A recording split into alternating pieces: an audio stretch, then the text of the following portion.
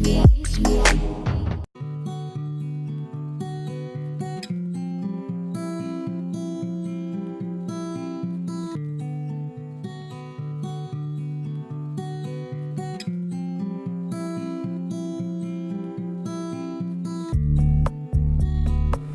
everyone, মই দীক্ষিতাই মোৰ চেনেলটোলৈ আপোনালোক সকলোকে স্বাগতম জনাইছোঁ। বহুত দিন হ'ল আপোনালোকৰ ওচৰত মই ভিডিঅ' আপলোড দিব পৰা নাছিলোঁ। আজি ভাবিলোঁ এটা ভিডিঅ' আপোনালোকলৈ আগবঢ়াওঁ আৰু আপোনালোকলৈ আজি মই লৈ আহিছোঁ এটা সুন্দৰ ৰেচিপি।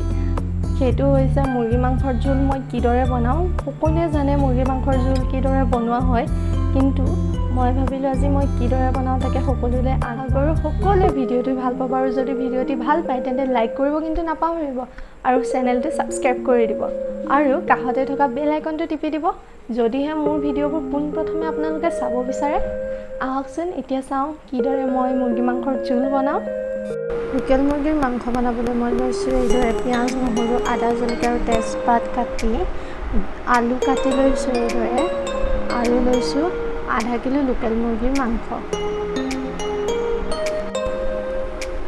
এইদৰে এতিয়া মাংসখিনি ভালদৰে ধুই তাত নিমখ, ধনিয়া গুড়ি আৰু অলপমান চিকেন মছলা দি পেলাই তাক ভালদৰে সানি ল'ম। হালধি দিছোঁ কিন্তু মই দেখাবলৈ পাহৰি গ'লোঁ। এইদৰে আমি মাংসখিনি সানি লৈ অলপ সময়ৰ বাবে থৈ দিম।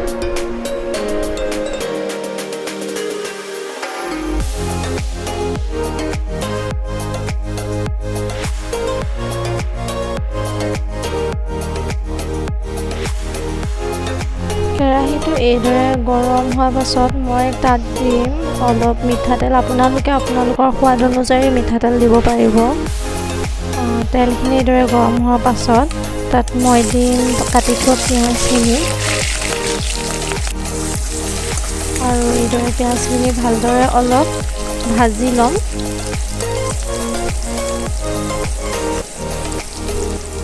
এতিয়া মই এইদৰে তেজপাত দি দিম পিঁয়াজখিনিত আৰু জলকীয়া ফালি থোৱা জলকীয়া দুটাও তাতে দি দিম আৰু ভালদৰে অলপ সময় ভাজিম।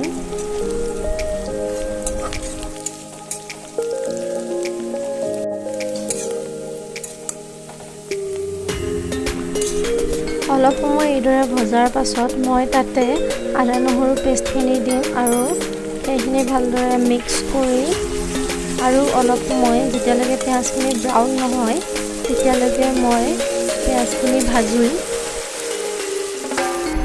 এতিয়া আমি ইয়াত দিম জালুক আৰু জিৰা গুড়ি। বহুতে জালুক আৰু জিৰাখিনি তিয়াই থৈ পেলাই পিচি লয়। মই আগতীয়াকৈ ইয়াক ভাজি পেলাই মিক্সিত মাৰি থৈছিলোঁ। এইদৰে পিঁয়াজখিনি যেতিয়া ব্ৰাউন কালাৰ হ'ব তেতিয়া আমি তাত মুৰ্গী মাংসখিনি দি দিম, যিখিনি আমি মেৰিনেট কৰি থৈছিলোঁ আধা ঘণ্টাৰ আগতেই।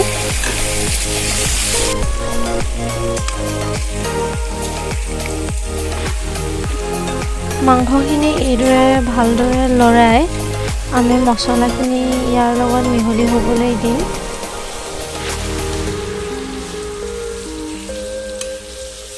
আমি মাংসখিনি লৰাই তাত আমি ঢাকন লগাই দি অলপ সময়ৰ বাবে থৈ দিম। এইদৰে 5 পৰা 10 মিনিট কম জুইত মাংসখিনি ভাজি লোৱাৰ পাছত ঢাকনখন আঁতৰাই মই ইয়াক ভালদৰে লৰাই দিম আৰু চাব যাতে মাংসখিনি লাগি নাযায় কেৰাহীটোত। আৰু এতিয়া মই ইয়াত দিম আলু, যিখিনি আমি কাটি থৈছিলোঁ, আৰু সেইখিনি ভালদৰে হাতেৰে লৰাই দিম।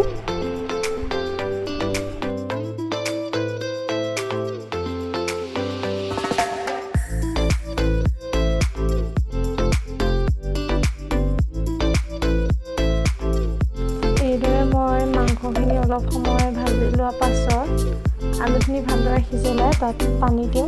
আপোনালোকে সোৱাদ অনুসাৰে পানী দিব পাৰিব।